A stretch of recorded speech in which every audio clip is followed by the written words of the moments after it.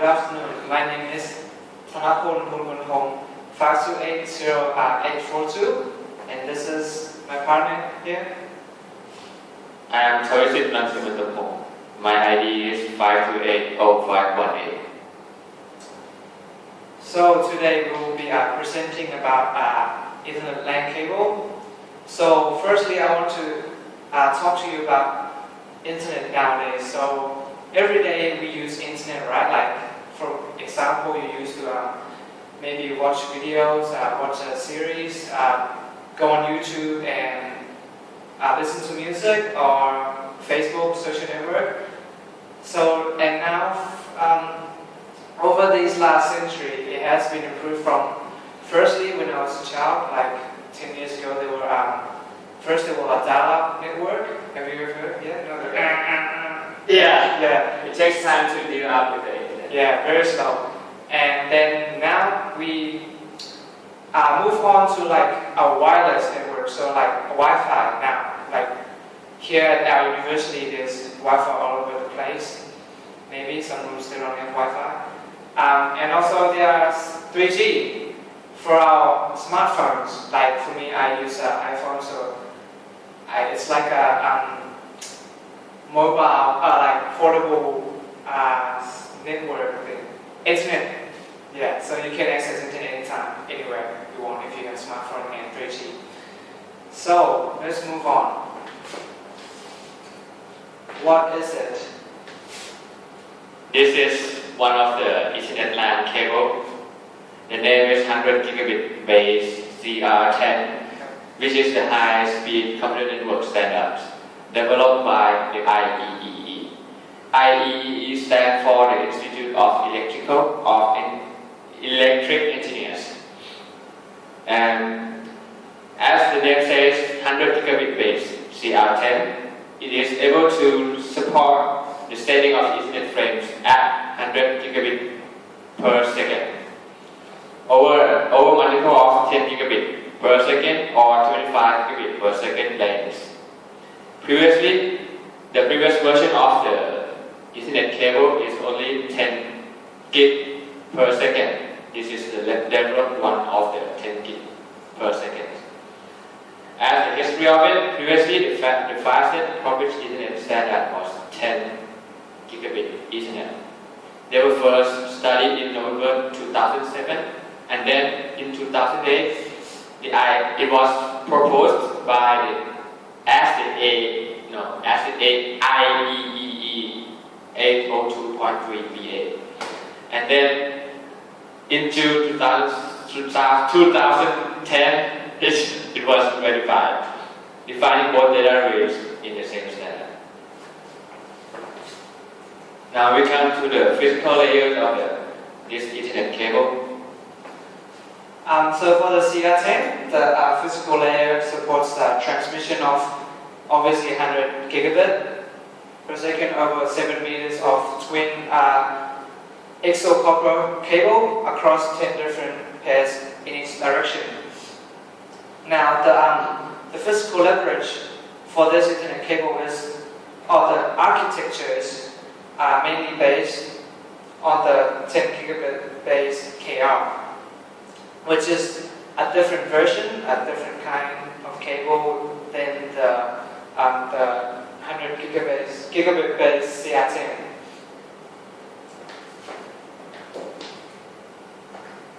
Now, this cable is one of the EXD. EXD is the next generation solution for applications. It is in such as SFP plus for 40 gigabit base CR4 and 100 gigabit base CR10, and then EDR, infinite band, where the periodic structure of traditional spiral shield constructions in the twin-X pair shield design causes a resonance of attenuation response at high frequency. EXD. Yep. Now we come to the working. So basically the working for this 100 gigabit base CR10 cable is similar to the 40 gigabit, the previous version or the older version of this cable. Now it uses electric lanes capable of 10 gigabit per second with scramble encoding to create a bigger transferring rate up to 100 gigabit base links. Yeah. And for this one, it also supports a link up to 7 meters over 10 pairs of copper wires in each direction. And now for this one, this is also another version of this cable. It may be slightly better. It's the media inside it, or the things that inside this cable, the SR10. It's called an optical lint that uses short wavelength lasers with 10 parallel fibers in each direction, and also supports short reach link distances up to 100 meters. Now, for this, as I said before, that it's a different media. There are two kinds that is in that cable, that SR10. The first one is the OM3 cable, and the second one is called the OM4 cable, which is on the internet links. Now, this table here is basically a table about the physical layers, specifications for most of the Ethernet LAN cable. So, like for example, the one we talked earlier was this one. Yeah, the SR10. As I said, that is the media, the things that make the cable inside it is different. So for this one, the SR10, it's MMF and the 10 fibers OM3. And for the ones that we'll be focusing on, the CR10 here, it's made up of different media, and it's copper. And the distance is obviously a lot shorter, and it's 10 meters. The pros. The pros of this Ethernet LAN cable: 100 gigabit base, has higher capacity interfaces beyond 10 gigabit base.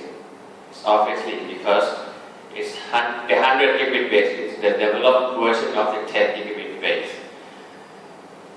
What I mean by higher capacity is in terms of the core, age, the metro, HPC, and data center applications, and scalability too. For another pros is that the general and vendor-specific LAT, lag, and the ECMP, which stands for the equal cost multiplied routing issues. In terms of the manageability, it is improved, and the hashing large flow of distribution issues. Yeah. And the cons, as he said before, the length of this cable is only 7 meters, 10 meters. Yeah. But if you compare to the 100 gigabit base SR10, which is 100 meters long, right? So this cable cannot be used for the large computer network. I mean, in terms of the distance. And if you have to use it, you have to pay more. Yeah, you have to use more cables. So I think if the network is large enough, you should use SR10. Yeah. Now we compare the 10 gigabit interfaces with the 100 gigabit interfaces. Now for the first one, I would like to talk about the 10 gigabit interfaces first. So it's a high-end core router. The fabric capacity is poor. It's poorly utilized with the lower speed I/O. Now, but for the 100 gigabit interfaces, it's better utilized. Basically because the fabric bandwidth due to the improved access into the fabric itself. Yeah, and the other comparison is that the 10 gigabit interfaces use 10 by 10 gigabit. Subscribe the 100 gigabit of bandwidth. I'm talking about the high-end core router. And then, on the other hand, for the 100 gigabit interfaces, the price of this interface router will be much less than the 10 interfaces for the same capacities. Now, 10 gigabit obviously have a smaller capacity wavelength limit, bandwidth bursts, or increases the need for the link aggregation groups. Now, for the 100 gigabit, it's obviously has been improved, so it's a higher capacity wavelength, which is better to accommodate the peak bandwidth limit, limiting the need for link aggregation group. The last comparison is that the 10 gigabit interfaces have large wavelength count, which consumes the DWDM grid, resulting in a higher network complexity and cost. While in the 100 gigabit interfaces, this problem is efficiently solved by the improved use of the DWDM grid. So the network complexity is lesser and the cost is lower. No parallel wavelengths means lower OEM cost and fewer managed entities. Now we come to the side effects of this cable. So the side effects here are lower cost and higher density over the 10 gigabit because of the PFV and also the fabric innovation, or how the fabric has improved inside the cable, how they made the cable.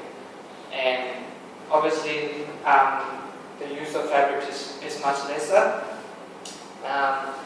The 100 gigabit base CR10 also has a higher bandwidth, obviously, and which is enables it to work with the new applications, to like cope with the new applications.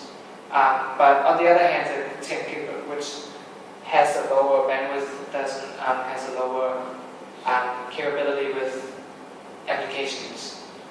Now, obviously, the 10 gigabit has a lot of what you call a serialization delay. So the 100 gigabit base CR10 also improves in that. So the delay is much lower in the CR10, Which makes it yeah, the transformation faster. yeah. And this is the references, and Thank you. thank you.